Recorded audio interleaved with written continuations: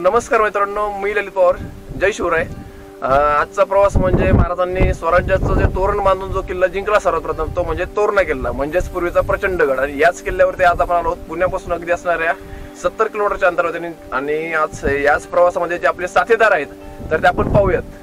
मी अभिषेक तावदरकर, मी ओमकार खांदवे, मी प्रणव कुसाळकर, मी आयुष बुचुडे, मी दिनेश तारडे, मी रोहन भोसले, मी रोहन शेवट, मी प्रतीक आणि मी ललित. चला तर मग आजचा या आपल्या मित्रांसोबत आजचा प्रवास आपण चालू करूयात. नमस्कार मित्रांनो, मी सर्वप्रथम आपल्या सर्वांचं आभार मानू इच्छितो, कारण की आपल्या साथीनेच आजपर्यंतचा प्रवास इथपर्यंत येऊन पोहोचला आहे. आशा करेल अशाच घनदाट वाटेमधून सह्याद्रीचा प्रत्येक गडकोट फिरून आपल्या चरणांपर्यंत अर्पण करण्यासाठी आपण धगधगत्या लाव्यासारखं झटत राहू आणि अशाच सुंदर बेलाग या सह्याद्रीमधल्या प्रत्येक वाटेवरती चालत राहू. तोरणा किल्ला. तोरणा हा भारताच्या महाराष्ट्र राज्यामधील सह्याद्री पर्वतरांगेमधील डोंगरी किल्ला आहे बरं का. आणि तोरणा अथवा प्रचंडगड म्हणजेच पुणे जिल्ह्याच्या दुर्गकोटातील अतिदुर्ग व अतिविशाल म्हणून हा गड प्रसिद्ध आहे बरं का. मी हरिहर जाऊन आलो.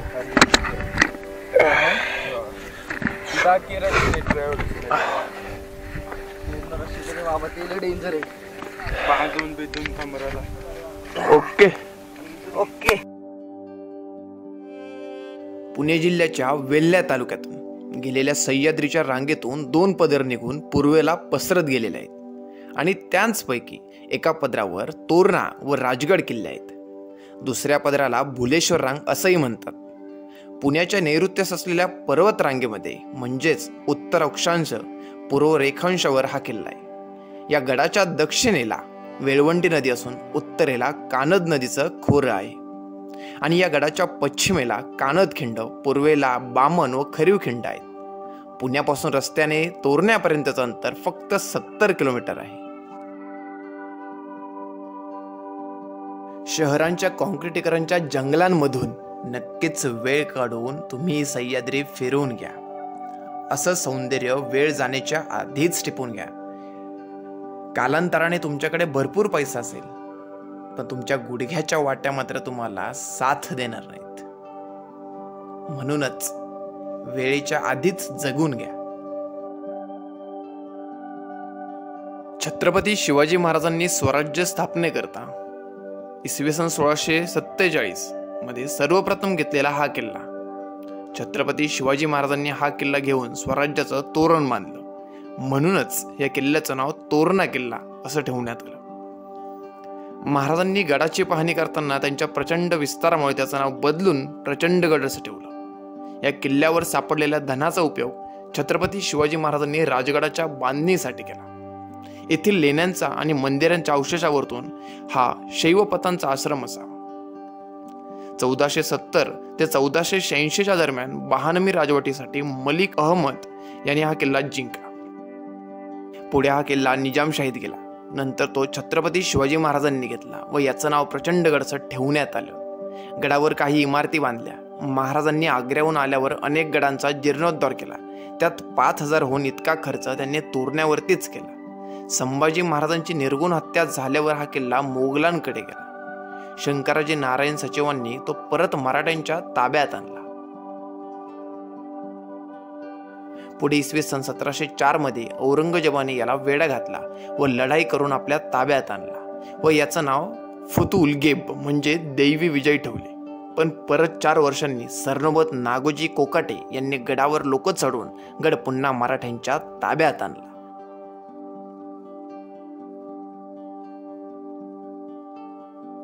मित्रांनो, तोरणा किल्ल्याच्या वरती हा ट्रॅक जबरदस्त भयंकर आहे. इथली वाट खूप घाबरण्यासारखी आहे. सावधानते खूप महत्वाची आहे.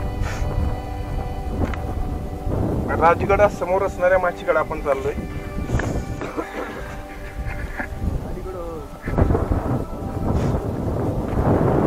आणि यानंतर तोरणा कायम स्वराज्यातच राहिला.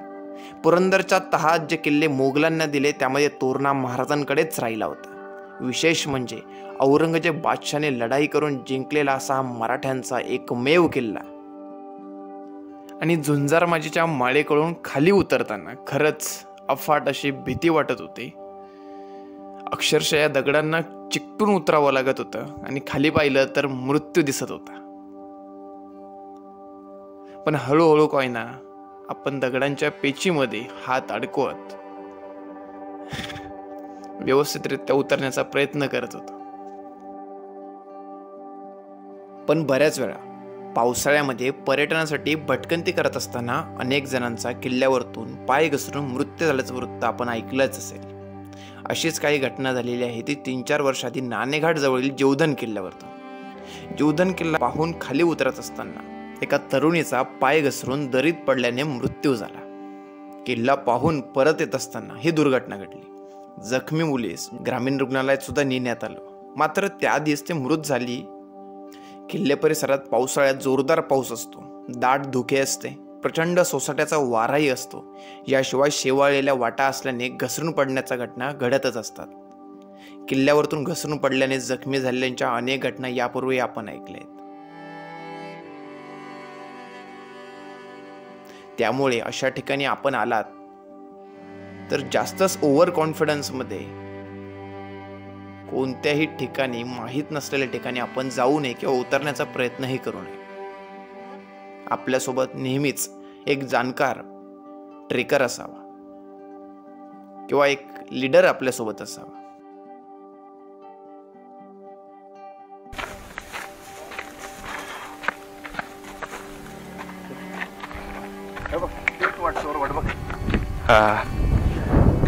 हे बघा गाड्यांनो, आपल्याला इथे पण एक चोरवाड दिसेल तुम्हाला व्यवस्थित पाहिली तर.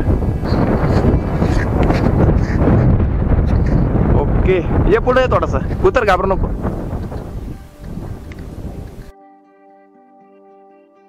मित्रांनो, झुंजार माचीकडे येताना तोरण्याच्या राजगडच्या समोर असणाऱ्या माचीकडे आपल्याला बऱ्याच चोरवाटा घावल्या. त्यातले आपण अजून एक चोरवाट पाहूया. चला तर मग.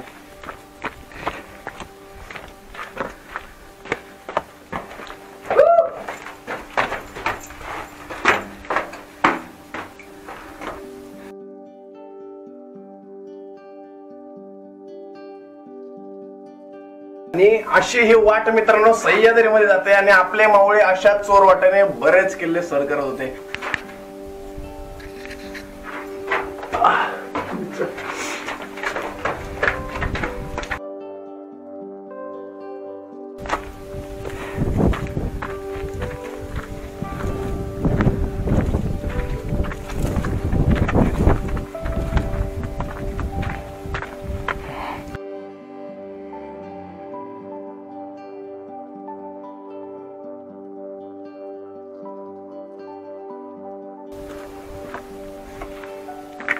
काय माहिती काय? शौचकूप कळलं का? ओके. शौचकूप, लगेच जागा, बाथरूमची जागा. गडावरचे शौचकूप आहे. काय टेक्निक वापरलं बघितलं का रे?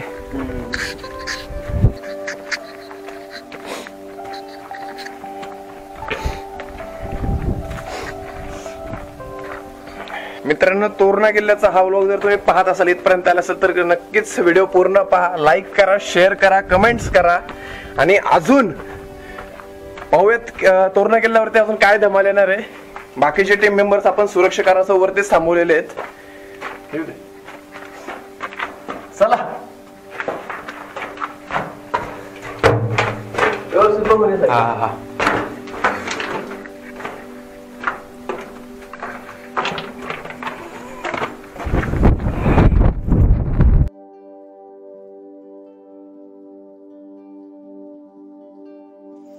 कातळाला मध्यभागी फोडून तयार केलेली वाट.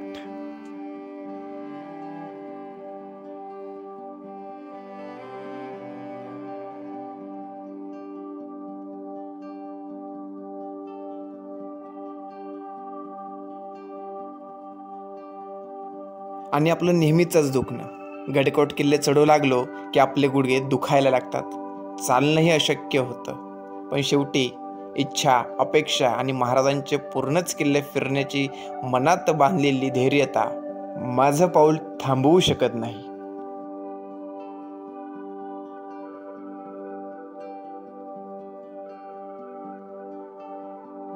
मित्रांनो, अतिशय वाईट कृत्य या गडावरती घडलेलं आहे. तोरणा किल्ल्यावरतील पद्मावती माचीकडं आपण पाहू शकता. खूप चुकीची गोष्ट आहे. किल्ला आपल्या स्वराज्यामध्ये त्याचं महत्त्व काय हे अजून आपल्याच लोकांना कळलेलं नाही. आणि छत्रपती शिवाजी महाराजांच्या गडांवरती म्हणजेच आपल्याच गडांवरती जर लोक हे असं कृत्य करत असेल तर कितपत योग्य आहे. वर्तणूक फार चुकीची आहे. आणि याच्या समोरच म्हणजे समोरच आपल्याला भगवा फडकताना दिसतोय. एवढी कशी गोष्ट करतात काय कळत नाही लोक.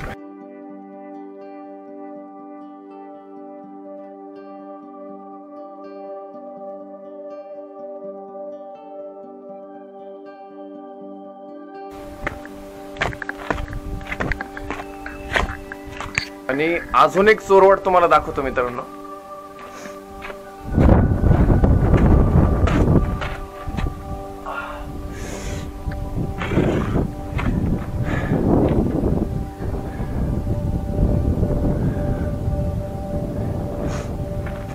आणि ही वाट अशीच सह्याद्रीमध्ये खाली जाते. म्हणजे आपण विचार करू शकतो आज सुद्धा आपण नांदरून गेलोय, चांगलीच भीती वाटते.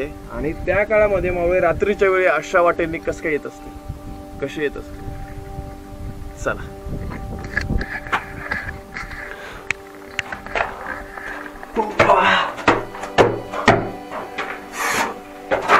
हळू ये रे.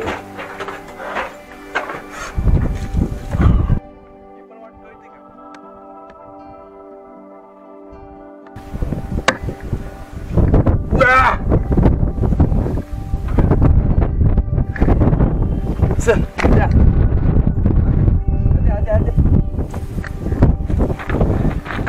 पुण्यावरतून नसरापूर, मग वेल्हे, पुणे पानशेत, मग वेल्हे व पुणे खानपूर पावे मार्गे मग परत वेल्हे अशा वेगवेगळ्या मार्गांनी तोरणागडाच्या पायथ्यापर्यंत जाता येतं.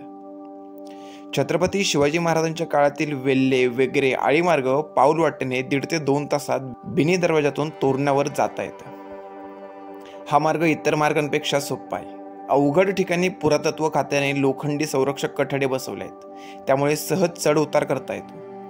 दुसरा मार्ग वेल्ह्यापासून 5 किलोमीटर अंतरावर असलेल्या भट्टी या गावातून आहे. गावाच्या पश्चिमेकडून वाळंजाई दरवाजातून बोदला माचीवर थेट वाट जाते.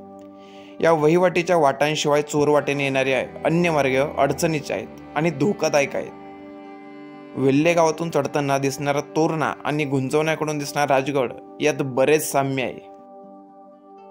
पण या कवळ्या मुलांनी, या साथीदारांनी सुद्धा गडकोट किल्ले खऱ्या उघड्या डोळ्यांनी पाहिले बरं का.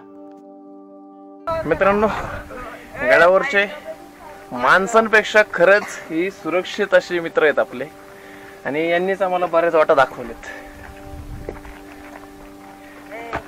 पण याच ठिकाणी एक दुर्दैवी गोष्ट म्हणजे अशी, गडावरची असणाऱ्या याच एका छान अशा छोट्याशा कुत्र्याच्या पिल्लाला त्याचा पाय मोडून ठेवला मित्रांनो. आपल्याला माकडं पण दिसलेले आहेत बघायला. मित्रांनो, वन्यजीवांचं रक्षण करणं हे आपलंच कर्तव्य आहे. वन्यजीवांच्या बरोबरीने पृथ्वी तलावर मानव गुण्या गोविंदाने नांदत आला आहे. परंतु गेल्या 2 ते 3 शतकात माणसाने वन्यजीवांची प्रमाणाबाहेर हत्या केली. अन्नासाठी त्यांच्याशी स्पर्धा करू लागला. तसेच प्रदूषणामुळे त्यांच्या प्रजोत्पादनासाठी प्रतिकूल परिस्थिती निर्माण झाली व त्यांच्या राहण्याच्या जागा नष्ट होऊ लागल्या. अशा रीतीने वन्यजीवांना जीवन संघर्षात टिकून राहणे अवघड झाले. मित्रांनो, गडावरती आपल्या राजांचे बरीच असे ठिकाणं आहेत की ती ज्यावेळी स्वराज्यामध्ये वापरले जायचे, पण आज ते नासधूस झालेले आहेत. खूप दुर्दैवी गोष्ट आहे खरं तर.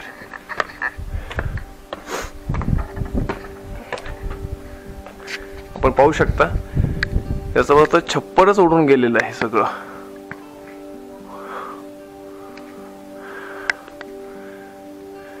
त्यावेळी नक्कीच या इमारतीमधून स्वराज्याचा कारभार पाहिला जात असेल.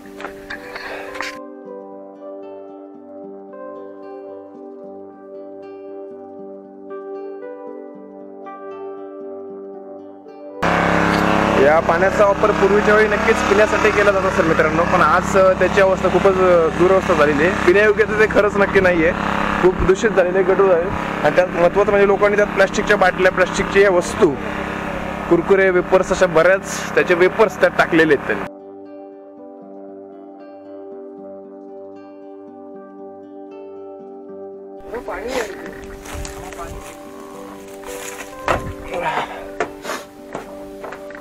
मित्रांनो हे काय सांगता येणार नाही बरं का मला.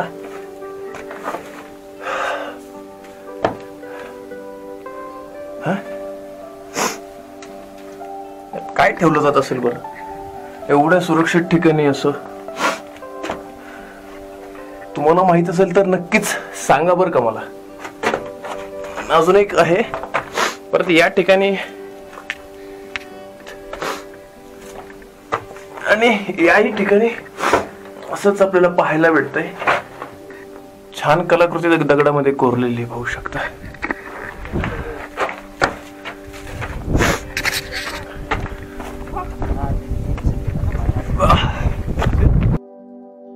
मित्रांनो, हल्लीच्या काळात मुले इंटरनेटवरती पाहून किंवा व्हायरल रील्स पाहून किल्ल्यावरती किल्ला पाहण्यासाठी जातात. पण नक्की किल्ला कसा पाहावा?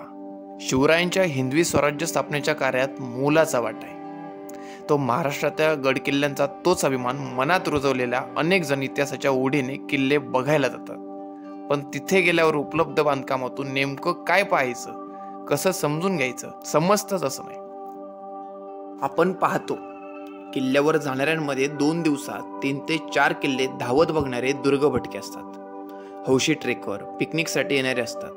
या सर्वांचा प्रामाणिक उद्देश किल्ला पाहणे हा गृहीत धरला तर या सर्वांनी खरंच किल्ला पाहिला आहे असं म्हणता येईल का? याचं उत्तर नाही. असंच आहे. खरं तर एखादा किल्ला पाहणं ही गोष्ट किल्ल्यावर गेल्यावर नाही तर जाण्यापूर्वीच सुरू व्हायला हवी. अनुभवी ट्रेकर्स किल्ला पाहण्याआधी त्याची माहिती गोळा करतात. बऱ्याचदा यात किल्ल्यांवर कसं जायचं, राहण्याची, पाण्याची सोय यापुरतीच माहिती मर्यादित असते. किल्ला पाहायला जाण्यापूर्वी किल्ल्याची काढलेली ऐतिहासिक आणि भौगोलिक माहिती, किल्ला पाहताना पडलेले प्रश्न, केलेल्या नोंदी आणि किल्ला पाहून आल्यावर त्यांची उत्तर शोधण्याचा केलेला प्रयत्न. किल्ल्यांची भौगोलिक रचना समजण्यासाठी नकाशांचा आणि हल्लीच्या काळात गुगल मॅपचा चांगलाच उपयोग होतो. किल्ला कुठल्या डोंगरावरती आहे, त्याच्या आजूबाजूला कोणते किल्ले, शहरे, बंदरे, बाजारपेठा, घाटमार्ग आहेत हे पाहता येतं. थांबा थांबा, इथं समोर दिसतं का तुम्हाला? हा गड, हा तो रायगड आहे समोर. हा तो रायगड, राजगड. हा राजगड तो समोर बघ दिसतोय पठार आहे कोणते. हा तो रायगड दिसतोय का नाही कॅमेऱ्यात काय माहिती, दिसतोय बाबा थोडस दिसला. हा रायगड.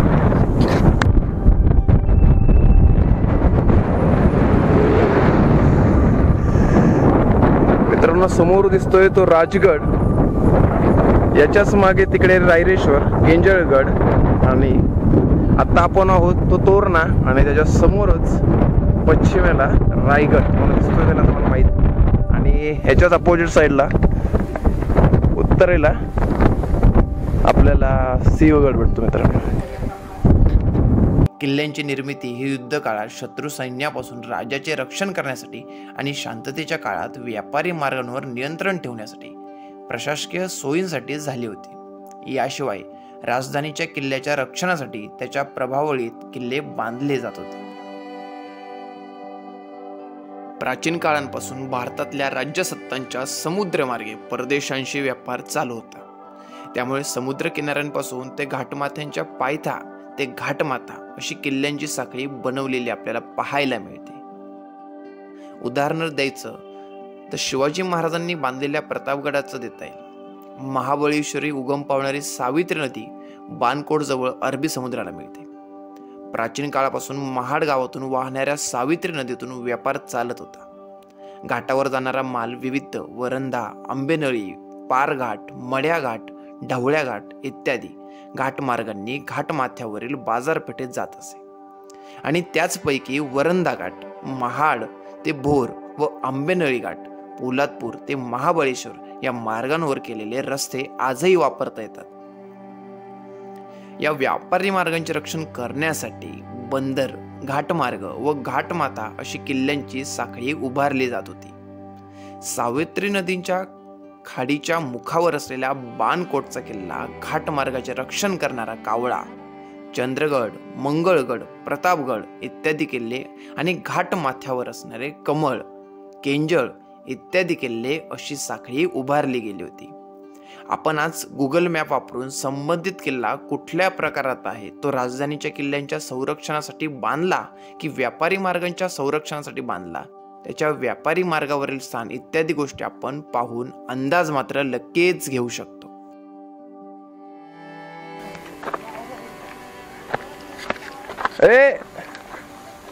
ए पळू नका रे, पळू नका. पळू नका.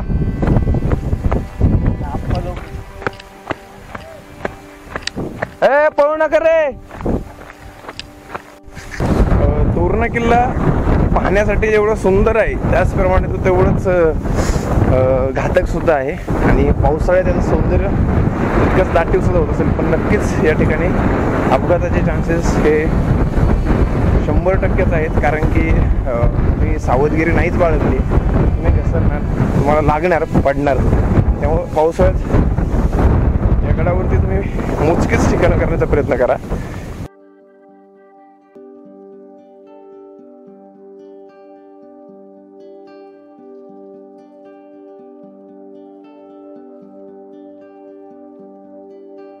मित्रांनो, बुधला माचीवरती आपण आलेलो आहोत आणि आपण पाहू शकता महाराजांना तोरणावरती जे धन गावलं ते बुधला माचीमध्येच गावलं आणि आपण आता त्याच पॉइंटला आलेलो आहोत. पाहू शकता ही इथून सुरू झालेली ही बुधला माची ती तोरणाच्या अर्ध्यापर्यंत जाते बघा, तोरणागडाच्या अर्ध्यापर्यंत. आतमध्ये तिथे एक बुरुज आहे, त्या बुरुजाच्या जवळजवळ मागेपर्यंत.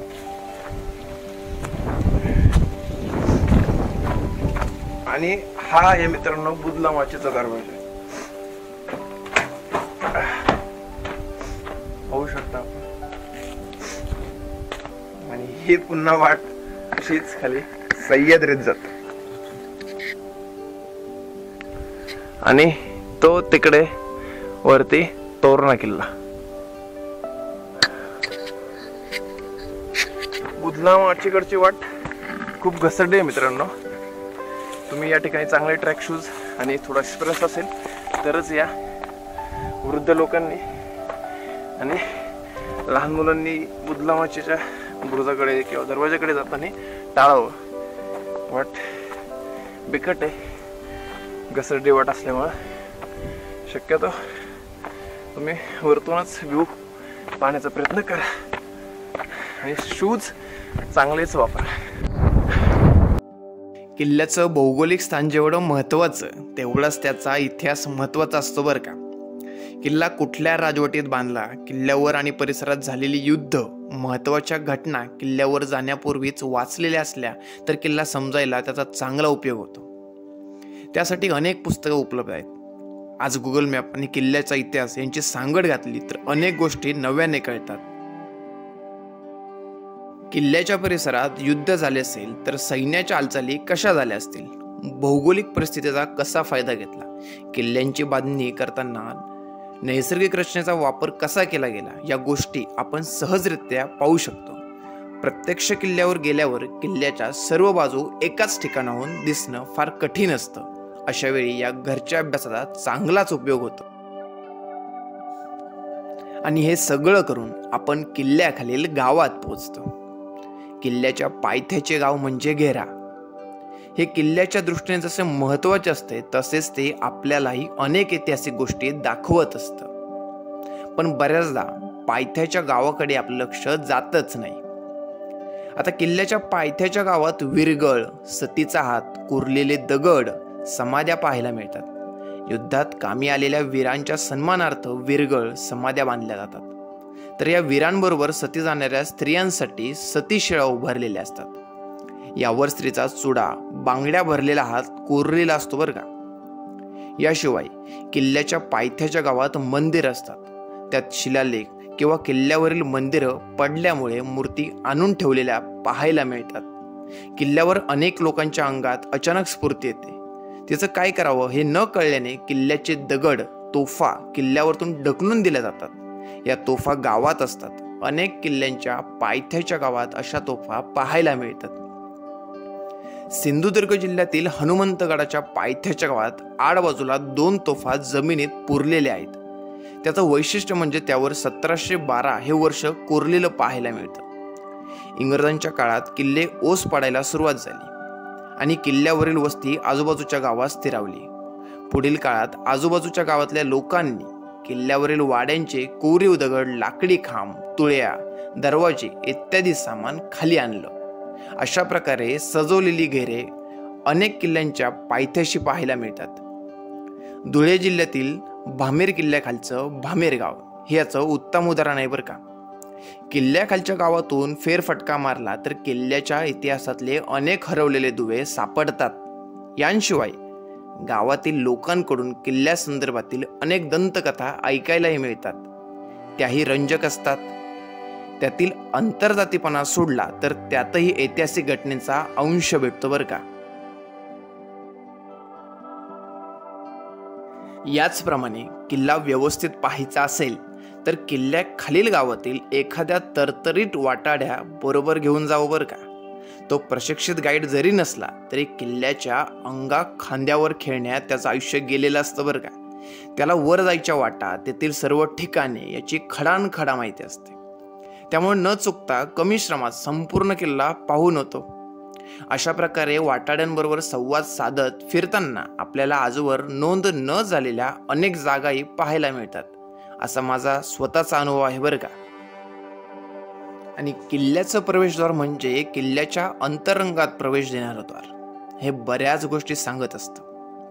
किल्ल्याचं प्रवेशद्वार शत्रूच्या हल्ल्याला तोंड द्यायला सक्षम पाहिजे. तसेच ते सुंदर आणि भारदस्त यावे, जेणेकरून किल्ल्यात येणाऱ्या सामान्य माणसाला एकाच वेळी भारावून टाकलं पाहिजे आणि त्याच्या बुलंदपणाचं, अभेद्यपणाचं त्याच्यावर दडपणही आलं पाहिजे.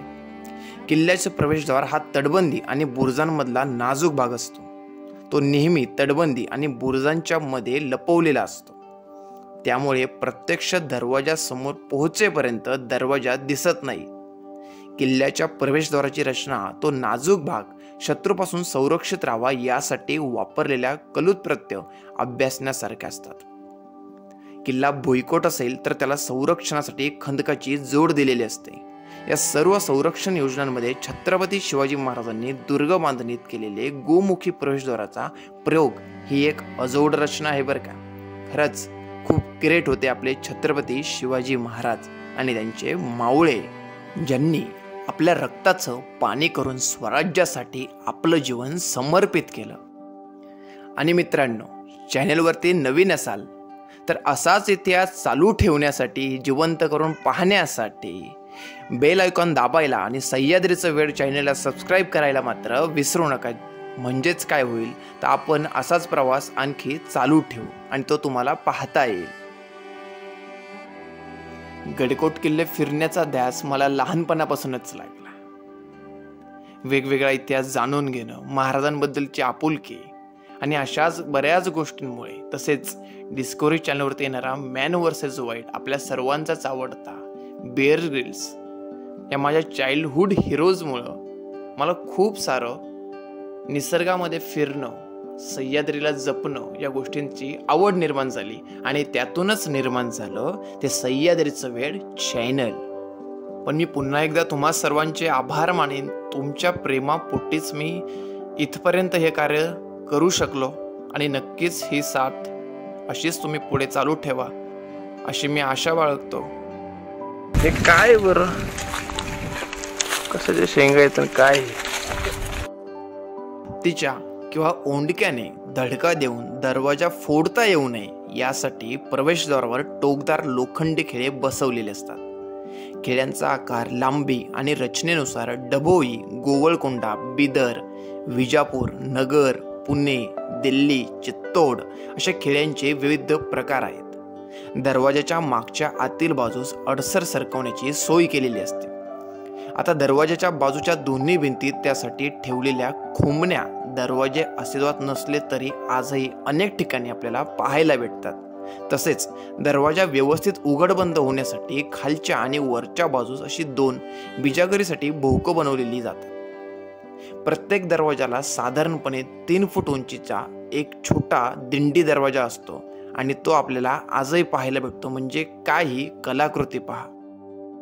याचप्रमाणे किल्ल्यांच्या प्रवेशद्वाराच्या कमानीवर एका बाजूला, दोन्ही बाजूला किंवा मधोमध एखादं चिन्ह किंवा शिल्प कोरलेलं दिसतं. त्यालाच द्वारशिल्प म्हणतात. आता या द्वारशिल्पातून आपल्याला अनेक गोष्टी कळू शकतात बरं का. द्वारशिल्प म्हणजे ते प्रवेशद्वार किंवा किल्ला बांधणाऱ्या जिंकणाऱ्या राजसत्तेचं राजचिन्ह असतं. किल्ला बांधणारा राज्यकर्ता मुख्य प्रवेशद्वारावर आपले राजचिन्ह बनवतो. किल्ला दुसऱ्या राजसत्तेच्या हातात गेल्यावर नवीन प्रवेशद्वार किंवा वास्तू बांधल्यास त्यावर नवीन आलेली राजसत्ता आपले राजचिन्ह असलेले शिल्प बसवते. अनेकदा राजसत्ता बदलल्यावर जुनी दारशिल्प तशीच ठेवून नवीन राजसत्तेचे राजचिन्ह प्रवेशद्वारावर बसवलेली पाहायला मिळतात. महाराष्ट्रातील किल्ल्यांपुरता विचार केला तर शरभ, कमळ, फूल, गणपती, गंडभेरुंड, हत्ती इत्यादी द्वारशिल्पे प्रामुख्याने पाहायला मिळतात. यावरतून किल्ल्याच्या शासकांबद्दल अधिक माहिती मिळू शकते. आज अनेक किल्ल्यांवर आपल्याला उद्ध्वस्त प्रवेशद्वार दिसतात. तिथे नीट शोध घेतल्यास द्वारशिल्प दिसू शकते बरं का. तोरणागडावर आजही आपल्याला 2 मंदिरं सुस्थितीमध्ये पाहायला भेटतात आणि हे आहे तोरणागडावरील तोरणेश्वर म्हणजेच महादेवाचं मंदिर. आणि तोरणेश्वर महादेवाच्या मंदिरासमोरच आपल्याला मेंगाई देवीचं मंदिर पाहायला भेटतं. आता किल्ल्यांवर लांबलचक तटबंदी पाहून आणि भव्य बुरुज पाहिल्यावर आपल्याला प्रश्न पडतो की हे बांधण्यासाठी एवढे दगड आणले कुठून असतील बरं. किल्ला बांधण्यासाठी दगड किल्ल्यातूनच काढले जातात बरं का. नंतर त्या दगडांच्या खाणीचे रूपांतर पाण्याच्या टाक्यात केलं जायचं, तलावात केलं जायचं. अशा प्रकारे किल्ल्यासाठी लागणाऱ्या दगडांची गरज भागवून किल्ल्यावर पाण्याचे साठे तयार व्हायचे. पाण्याची टाकी 3 प्रकारची असतात. लेण्यांसारख्या खोदलेल्या टाक्यांना सातवाहनकालीन टाकी म्हणतात. यांशिवाय डोंगर उतारावर आणि सपाट पृष्ठभागावरही टाकी खोदली जातात. या टाक्यांमध्ये पाण्याबरोबर वाहत येणारा केर कचरा, गाळ जाऊ नये म्हणून अनेक उपाययोजना केल्या जायच्या. उघड्यावर असलेल्या टाक्यातील पाण्याचे मोठ्या प्रमाणात बाष्पीभवन होते. ते कमी करण्यासाठी वेगवेगळे उपाय केलेले पाहायला मिळतात. टाक्यांच्या बाजूला बऱ्याचदा कातळात काही भोकं केलेली दिसतात. त्यांचा उपयोग बांबू रोवण्यासाठी केला जात असे. त्यावर कापड टाकून पाण्याचं केर कचरा आणि बाष्पीभवनापासून संरक्षण होत असे. पाण्याची तुलना संपत्तीशी केली जाते. त्यामुळे बऱ्याच टाक्यांच्या भिंतींवर कुबेराची प्रतिमा कोरलेली पाहायला मिळते.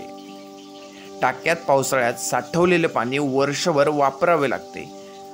त्यामुळे पाण्याच्या स्रोताचं पावित्र्य राखण्यासाठी टाक्यांच्या भिंतीवर देवता कोरलेले असतात किंवा टाक्यांच्या परिसरात देऊळ किंवा मूर्तीचं स्थापना केलेली असते. टाक्यांच्या तलावांच्या आजूबाजूला नीट निरीक्षण केल्यास अशा अनेक गोष्टी पाहायला मिळतात. किल्ल्यावरील पाण्याच्या साठ्यावरून आपण किल्ल्यावरील वस्तीचाही अंदाज लावू शकतो.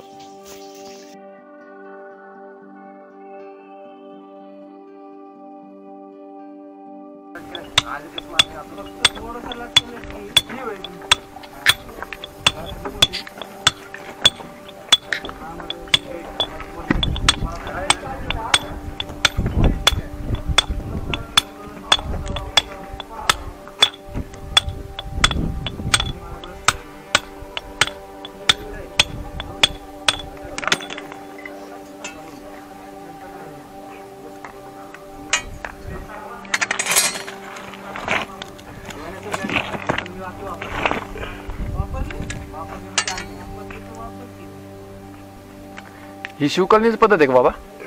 ही शिवकालीनच पद्धत आहे की तुम्ही जे करताय आता? मग तुम्ही किती वर्षापासून करताय आता हे? हा, लहानपणापासून करताय? 20 वर्षापासून.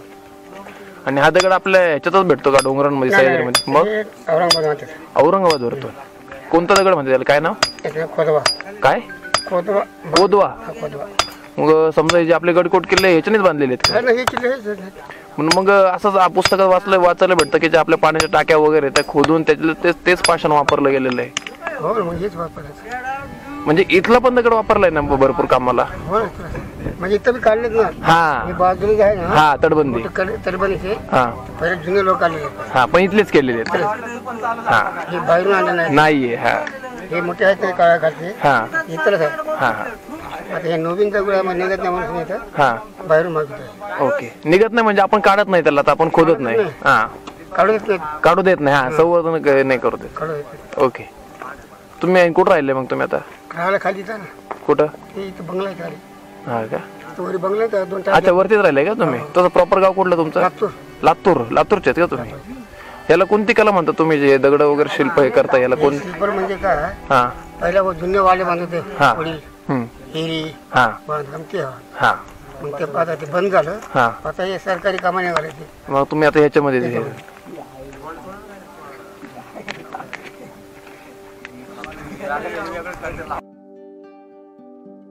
किल्ला पाहून झाल्यावर आपलं 3ऱ्या टप्प्याचं काम सुरू होतं. महाराष्ट्रातल्या सगळ्यात तरुण किल्लाही आज 200 वर्षांपेक्षा जास्त जुना झालाय. सह्याद्रीतलं पाऊस, वेगवान वारे, पर्यटक, सरकारची अनास्था आणि अतिक्रमण यामुळे किल्ले हळूहळू नष्ट होत चालले आहेत. आजही अनेक संस्था किल्ल्यांचं संवर्धन करण्याचा प्रामाणिक प्रयत्न करत आहेत बरं का, पण त्यांचे प्रयत्न तोकडे पडत आहेत. त्यामुळे हा गड किल्ल्यांचा वारसा पुढच्या पिढीपर्यंत पोहोचवण्यासाठी किल्ला पाहताना आपण आपापल्या दिसलेल्या गोष्टींच्या नोंदी, त्यांची मोजमापं घेऊन, कच्चा नकाशा काढून, फोटो काढून आणि GPS-ने त्यांची स्थान निश्चिती करू शकतो बरं का. आज आपल्याला किल्ल्यावरील एखादी गोष्ट ज्या स्वरूपात दिसत आहे तशी पुन्हा पुढच्या पिढीला दिसेलच असं नाही बरं का, हे लक्षात घ्या. अशा प्रकारे आपण तोरणा गडाचा व्लॉग कंप्लीट करून खाली उतरत होतो. खरं सांगतो, गडावरतून खाली उतरण्याची अजिबात इच्छा नव्हती, पण घरी तर जावंच लागेल आणि हा प्रवास आहे, हा प्रवास असं चालूच ठेवावा लागेल. आणि जे आपल्यासोबत जे टीम मेंबर्स आले होते त्यांनी सुद्धा खरंच खूप छान कार्य केलं. गड त्यांनीही पाहिला आणि नक्कीच ते काहीतरी नवीन शिकले असतील. मलाही नवीन अनुभव आला आणि अशाच प्रकारे आपला प्रवास इथून पुढे चालू राहील. तुम्ही तुमच्या फॅमिलीसोबत, मित्रांसोबत नक्कीच वेळ काढून अशी ठिकाणं फिरत चला. आपल्या महाराजांचे नासधूस झालेले गडकोट किल्ले येणाऱ्या पिढीला दाखवत चला. छत्रपती शिवाजी महाराजांनी आपल्या मावळ्यांनी या मातीमध्ये जे रक्त गाळलं, रक्ताचं पाणी केलं आणि स्वराज्य उभं केलं, ते कशासाठी हे येणाऱ्या पिढीला कळूच द्या. याच्याने काय होईल तर एक छोटासा बदल होईल. फक्त शिवजयंतीला छत्रपती शिवाजी महाराजांना डोक्यावरती घेऊन नाचण्यापेक्षा महाराजांचे विचार डोक्यामध्ये घेऊन त्यांचे कार्य आपल्या आचरणामध्ये आणून ती आपल्या आयुष्यामध्ये योग्य वाटेवरती चालतील आणि प्रत्येकामध्ये एक तरी शिवविचार आपल्याला पाहता येईल आणि मोडकळीस आलेलं स्वराज्य पुन्हा एकदा सुराज्य म्हणून चालू लागेल. नमस्कार मित्रांनो, आपला तोरणा गडाचा ट्रॅक कंप्लीट झालेला आहे आणि आपले हे आज मेंबर्स वाढलेले होते ज्यांनी सक्सेसफुली प्लॅन तो आपला कंप्लीट झालेला, ते सांगितलं जातं. काय वाटतं ट्रॅक बद्दल? भारी वाटलं, भरपूर काही शिकायला भेटलं. तर आपले टीम मेंबर सुद्धा खुश होते आणि नक्कीच आपला हा प्रवास असाच चालू राहील. सह्याद्रीचं वेळ या यूट्यूब चॅनल आपण नक्कीच सबस्क्राईब करा, लाईक करा, शेअर करा. छत्रपती शिवाजी महाराज की जय. छत्रपती संभाजी महाराज की जय. जय भवानी. जय शिवाजी. जय शिवाजी. जय भवानी. हर हर महादेव. हर हर महादेव. अरे तुमचं आमचं नातं काय? जय जिजाऊ जय शिवराय. अरे तुमचं आमचं नातं काय? जय जिजाऊ जय शिवराय. जय जय जय जय जय भवानी. जय जय जय जय जय शिवाजी. जय जय जय जय जय शिवाजी. जय जय जय जय जय भवानी. हर हर महादेव. चला तर मित्रांनो, आजचा प्रवास इथेच थांबला म्हणूयात आणि अशाच भन्नाट ऐतिहासिक पानांना उलगडणारा प्रवास चालू ठेवायचा असेल तर सह्याद्रीचं वेळ या चॅनलला सबस्क्राईब केल्याशिवाय पुढे जाऊ नका. आणि व्हिडिओ आवडला असल्यास लाईक, शेअर आणि कमेंट्स करायला मात्र विसरू नका. आणि पुन्हा एकदा, सह्याद्रीचा प्रवास हा माझ्या एकट्याचा नाही आहे, माझ्यासोबत तुमचाही आहे. आणि हा प्रवास तुमच्या सोबतीनेच पूर्ण होईल. आणि म्हणूनच सह्याद्रीचं वेड लागलं आहे.